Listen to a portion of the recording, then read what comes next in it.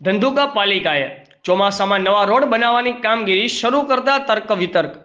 ધંધુકાના tower ચોક ખાતે ₹10 લાખના ખર્ચે 80 મીટર લાંબા રોડનું કામ હાથ ધરવામાં આવ્યું છે. ત્યારે પ્રશ્ન એ થાય છે કે ભર ચોમાસામાં નગરપાલિકાને નવા રોડનું કામ કેમ સૂઝ્યું હશે?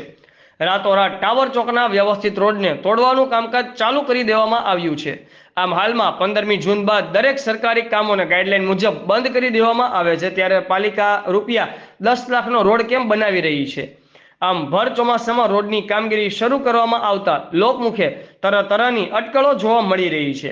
હાલમાં નગરપાલિકાના વહીવટદારનું શાસન હોવાથી પ્રજાના ચૂંટાયેલા પૂર્વ નગરસેવકો પણ કંઈ બોલી શકતા નથી.